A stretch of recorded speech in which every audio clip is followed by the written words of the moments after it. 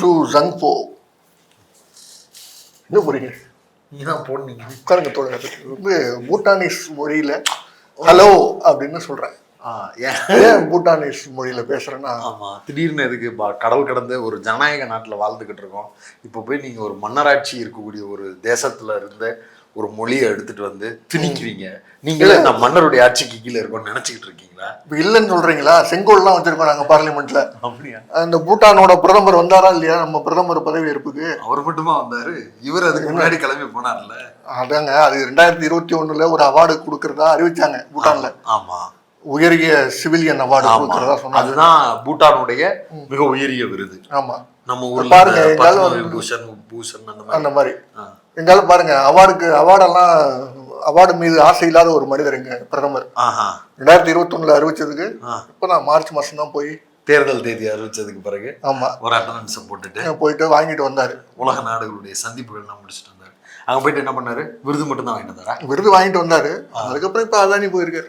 சிகப்பு காய் போது, கருப்பு காயும் பின்னாலேயே போத சரியில்லையே. அதுக்கு வர்றதுக்கு முன்னாடி இந்தியா அப்படிங்கிறது வந்து ஒரு ஜனநாயக நாடு. இந்த நாட்டுல நம்ம ஜனநாயகம் இல்லை, ஜனநாயகம் குறைஞ்சிக்கிட்டு வருது அப்படின்னா 1008 விமர்சனங்கள் நம்மளுக்குள்ள வைக்கிறது ஓகே. ஆனா ஜனநாயக நாட்டில் இருக்கக்கூடிய மக்களால் தேர்ந்தெடுக்கப்பட்ட ஒரு பிரதமர் மன்னராட்சியில் இருக்கக்கூடிய ஒரு அரசை போய் பார்க்கிறது அப்படிங்கிறது இது வந்து இது என்னப்பா வெளிநாடுகளுடனான சந்திப்புப்பா அப்படின்னு சொல்றது வரைக்கும் ஓகே.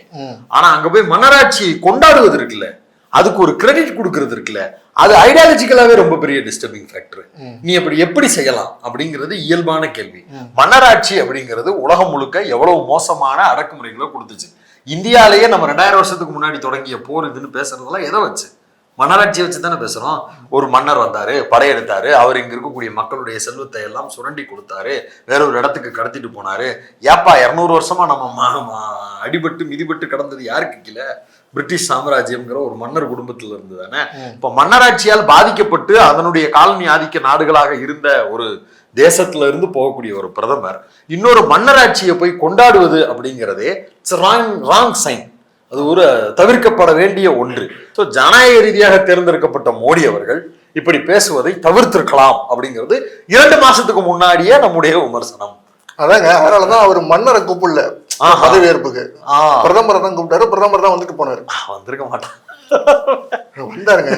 இல்ல அவர் உடையெல்லாம் பாத்தீங்களா அருமையா இருக்கும். நம்ம இந்த சைனா ஜாக்கி சான் படம், அந்த பழைய காலத்து படம்லாம் இருக்கும்ல, அந்த குங்ஃபு ஃபைட்லாம் இருக்கும், அந்த மாதிரியான உடையில வந்திருந்தாரு. அந்த மாதிரி உடையில வந்திருந்தாரு. அது நல்லா அழகா இருந்துச்சு. வந்துட்டு போனது. அவரு வந்து பிரதமர், நம்முடைய பிரதமர் பதவியேற்பு விழாவுக்கு வந்திருந்தாரு. ஆமா, ஓகே. வந்த உடனே ஒரு ஆற தழுவி அன்பு பொழிஞ்சிருப்பாங்க. வந்துட்டு அவர் போயிட்டாரா? ஆமா, போயிட்டு இவர் இட்டாலி கிளம்பிட்டாரு. நம்ம ஆளு இப்ப இட்டாலியில இருக்காரு. ஒரு விசிட்டரா போயிருக்காரு G7க்கு. ஆமா, அவர் என்ன சொல்றாரு? நான் G7 மாநாட்டையே ரிப்பன் வெட்டி நெஞ்சுக்கு பில்டப் கொடுக்குறாப்ல. அந்த ஊர் பத்திரிகையில இருந்து நம்ம ஊர் பிரகாஷ்ராஜ் வரைக்கும் எகிரி எகிரி அடிக்கிறாங்க.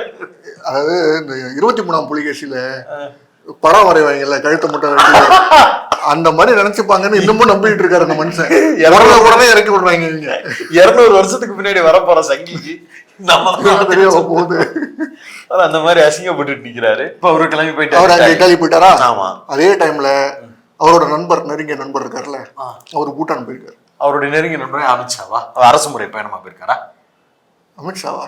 அவர் நண்பர். அமித்ஷா வந்து காம்படிட்டர் இல்லையா? ஓ, இப்ப அப்படி RSS நண்பர்னா அதான். நீங்க ஓ, நான் சொல்லல, அவரே சொல்லிட்டாரு.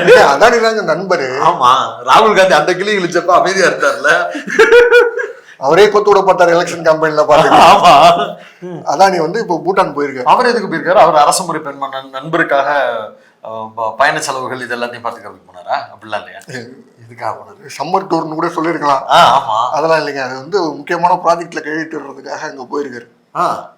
570 மெகாவாட் மின் உற்பத்தி செய்யக்கூடிய ஒரு ஹைட்ரோ பவர் பிளான்ட்டை பூட்டான்ல அமைக்கிறாங்க அதானி குரூப். அதானி ஒரு உலகம் போற்றக்கூடிய தொழிலதிபர். ஹிடன்பர்க் அடிப்படையில் நம்ம பார்த்தோம்னா செல் கம்பெனிகளின் பிதாமகன். அப்பேற்பட்டவர் அவர் போறதுக்கு என்ன இருக்கு? அவர் வாட்டுக்கு ஒரு ட்ரிப்பா ஒரு பிசினஸா பண்றது இயல்பு தானே, போயிருக்கலாமே. அதை எதுக்கு நம்ம கொஸ்டின் பண்ணிட்டு அப்படின்னு கேள்வி வருது இல்ல? அது கொஸ்டின் பண்ண தேவையில்லை. ஆனா இதுக்கு முன்னாடி மோடி போனதுக்கும் இப்ப அதானி போயிருக்கிறதுக்கும் நம்ம லிங்க் பண்ணிக்கிறோம். இதை எதோடு தொடர்பு படுத்தி பார்க்கணும்னா, ஏற்கனவே ஆஸ்திரேலியாவுக்கு ஒரே விமானத்துல முஸ்தபான்னு 2 பேரும் போனது, அங்க நிலக்கரி ஒப்பந்தம் கையெழுத்தானது, அதில் ஏற்பட்ட சிக்கல்கள் குறித்து அப்போதே வெளியே வந்த கேரவன் மாதிரியான பத்திரிகைகள் வெளிவந்த ஆர்டிகல்ஸ்னு, வயர்ல வெளிவந்த ஆர்டிகல்னு பல்வேறு விஷயங்கள் நம்மளுக்கு கொட்டி கிடக்கிறது. எப்படி இவங்க 2 பேரும் சேர்ந்து ஒரு தேசத்துக்கு போறாங்க, அங்க ஒரு பவர் பிளான்ட்டை வாங்குறாங்க, அந்த பவர் பிளான்ட்ல இருந்து வரக்கூடிய நிலக்கரி இது எல்லாத்தையும் அதிகமான விலைக்கு இந்தியாவில் எப்படி மார்க்கெட் செய்யப்படுகிறது அப்படிங்கிற பல்வேறு ஷாக்கிங்கான விஷயங்கள் 2014 இருந்தே நம்மளுக்கு ஒண்ணா தெரிஞ்சுக்கிட்டு இருக்கு. ரீசெண்டா வந்துச்சு மார்ச் மாசத்துலயே என்னமோ அதானி வந்து இந்தோனேஷியால இருந்து நிலக்கரியை வாங்கி குறைவான தரம்ல இருக்கக்கூடிய நிலக்கரியை வாங்கி நல்ல தரமான நிலக்கரின்னு சொல்லிட்டு யாருக்கு சித்தப்பா வச்சுட்டு போயிருக்காரு. சித்தப்பா நீங்க வந்து நல்ல தொழில் தெரிஞ்சவர், ஒரு வெள்ளம்பட்டி வச்சு அதுல ஒரு வியாபாரம் பார்க்க தெரிஞ்ச கல்லாம்பட்டிக்கு ஏத்த அளவெடுத்த ஒரு ஆள். நீங்க ஒரு வியாபாரத்துல ஒரு தவறு கூட வந்தா கூட கணிச்சு பார்த்து இது 3 நாளைக்கு முன்னாடி உள்ள புண்ணாக்கு 30 நாளைக்கு உள்ள புண்ணாக்குன்னு கண்டுபிடிக்க தெரிஞ்சிருக்கணும். அவ்வளவு பெரிய நிலக்கரியை டன்னா உங்களை நம்பி ஏமாத்திட்டு வித்துட்டு போயிருக்கான் ஒருத்தன். அவனை நீங்க எப்படி சந்தேகப்படாம இருந்தீங்க சித்தப்பா? சித்தப்பா ஒரு போடா போட்டிருக்க வேணாமா சித்தப்பா? உபதி அடிச்சுட்டாங்க. எத்தனாயிரம் கோடி கிட்ட இருக்கும், பலாயிரம் கோடி இருக்கும், கோடி கணக்குல இருக்கும். அது நம்ம பணம், தமிழ்நாடு அரசு பணம். தமிழ்நாடு அரசு பணம். சரி, அப்படியே எங்க இருக்கு, பூட்டானுக்கு போவோம். பூட்டான்ல இந்த 570 மெகாவாட் மின் உற்பத்தி செய்யக்கூடிய பவர் பிளான்ட். வழக்கம் பூட்டானோட டெவலப்மெண்ட்டுக்கு இந்தியா தொடர்ந்து உதவி பண்ணிக்கிட்டே இருக்காங்க. ஏன்னா பூட்டான் என் விட்டு பிள்ளை ஒரு பலூனு கேட்டதுக்கு வாங்கி தர வக்கில்ல இருக்கவனுக்கு இல்ல, அது ரொம்ப முக்கியமான பகுதியில பூட்டான் இருக்கிறதுனால சைனாவோட பார்டரு இந்தியாவோட பார்டர்ல இந்த பூட்டான்ங்கிற பகுதி இருக்கு. பூடான் தனி நாடு. ஆமா, அவன் பிரச்சனைய அவன் சைனாவோட இருந்தா அவன் பாத்துக்க போறான். ஓ ஊர்ல இருக்க அருணாச்சல பிரதேசத்தையே நீ தாரவாத்து கொடுத்துட்டு இல்லைங்க, அவன் சண்டைக்கு வாடான்னு சட்டையை கழிச்சுட்டு கூப்பிடலாம். அதெல்லாம் அருணாச்சல பிரதேச மக்களே நம்பல, பிஜேபிக்கு தான் வாக்களிச்சிருக்காங்க. அதனால இது உண்மையா இருக்கு. அதனால இது உண்மையாதாங்க இருக்கு. இப்ப இது கவனிங்க, பூட்டான் வந்து ஜியோ பொலிட்டிக்கலா ஒரு முக்கியமான இடத்துல இருக்கு. ஸ்ட்ராட்டஜிக்கல் இம்பார்ட்டன்ஸுக்கும் உடைய ஒரு பகுதி. சிக்கிமுக்கும் வெஸ்ட் பெங்காலுக்கும் பார்டரா இருக்கு.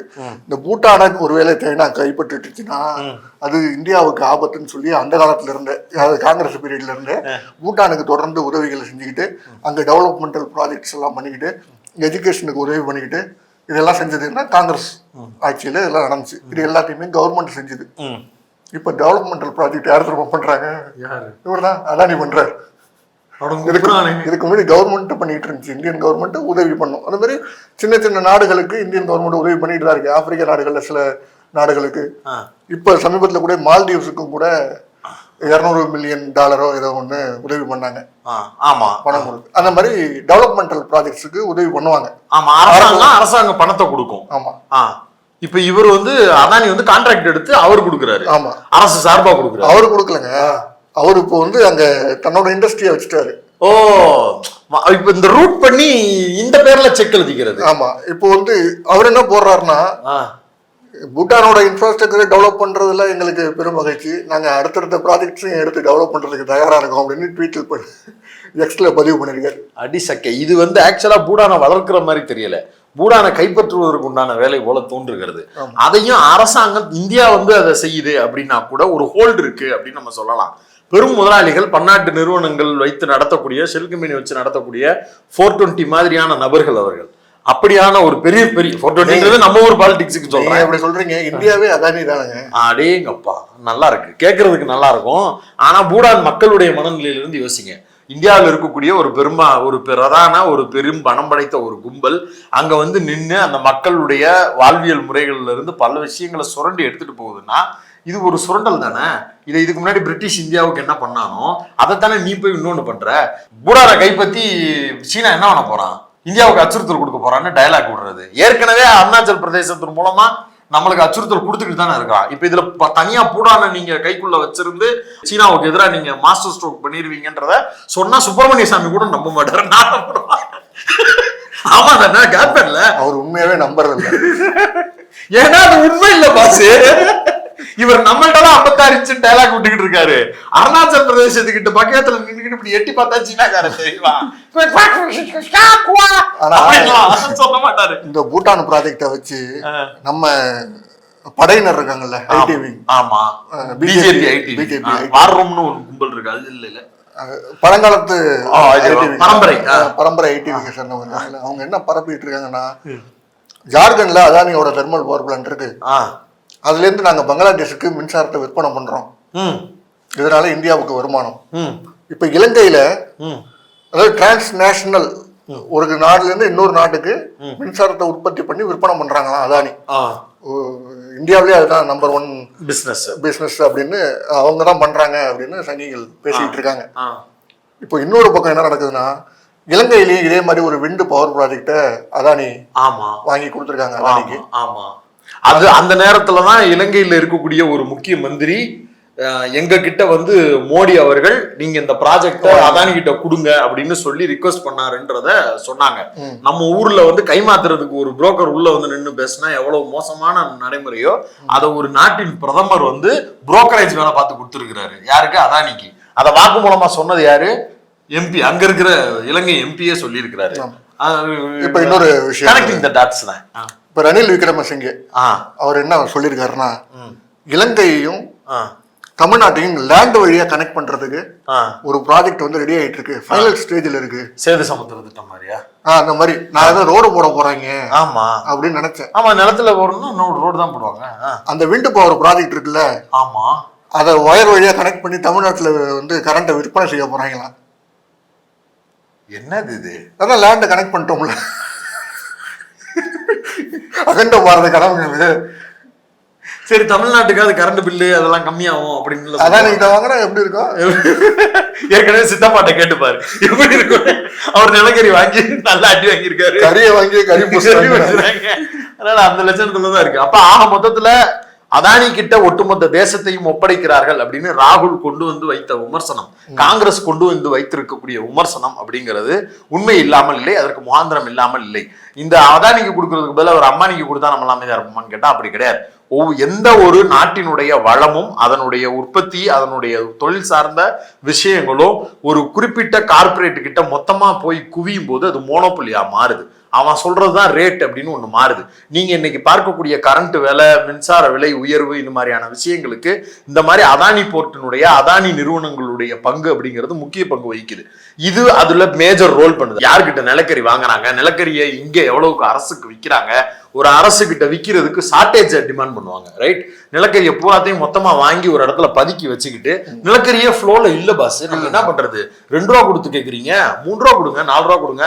வியாபாரம் பார்க்குற நம்ம எல்லாருக்குமே தெரியும், ஒரு பொருளினுடைய ஃப்ளோ வந்து கரெக்டா இருந்துச்சுன்னா அது அந்த ரேட்லயே இருக்கும். திடீர்னு மழை ஓவரா பெய்யுது, வெங்காயம் நனைஞ்சு போச்சு, ஒரு பெரிய கண்டெய்னரே போச்சு அப்படின்னா இருக்கிற வெங்காயத்தை விற்கணுன்றப்ப அதனுடைய கொள்முதல் விலையோட சேர்த்து கூட ஒரு 10 ரூபா கிலோவுக்கு இன்க்ரீஸ் ஆகும்.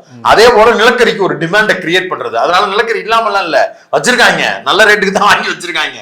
ஆனா ஒரு டிமாண்டை கிரியேட் பண்ணிட்டு நிலக்கரியை இப்ப 10 ரூபா கொடுத்துவாங்க அப்படின்னும் போது அரசாங்கங்கள், நான் நாட் ஒன்லி தமிழ்நாடு, எந்தெந்த நாடுகள் எந்தெந்த மாநிலங்கள்லாம் வாங்குதோ அதன் மூலமா அவங்க எல்லாரும் கூடுதல் தொகை கொடுத்து அதை வாங்குறாங்க. அப்ப அதை ஈக்குவேட் பண்றதுக்கு என்ன பண்ணுவாங்க, கரண்ட் பில் ரேட்டை இன்க்ரீஸ் பண்றாங்க. அது விளிம்பு நிலை மனிதர்கள், நம்மளை போன்ற சாமானிய மக்களுக்கு பாதிப்பான்னு கேட்டா பாதிப்பு.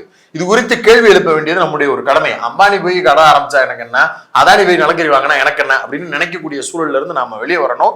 பூடான் சந்திப்பு அப்படிங்கிறது இவ்வளவு பெரிய தெர்மோ பவர் பிளான்ட் ஓபன் பண்றது அப்படிங்கிறது வந்து ஜஸ்ட் லைக் தட் ஒரு செய்தியை நீங்க பார்த்து கடந்து போற மாதிரி இல்லாம அதற்கு பின்னாடி இவ்வளவு பெரிய ஸ்ட்ரக்சரல் ஒர்க் நடந்துகிட்டு இருக்கு. ஜி குறித்து வைக்கப்படக்கூடிய கேள்விகள் முகாந்திரத்துடனான கேள்விகளாக இது அம்பலப்படுத்தி நிற்கிறது. பூட்டான் அப்படிங்கிற அந்த நாடு வந்து கார்பன் எமிஷன்ல ரொம்ப ரொம்ப குறைவா பங்களிப்பு கொடுக்குற நாடு.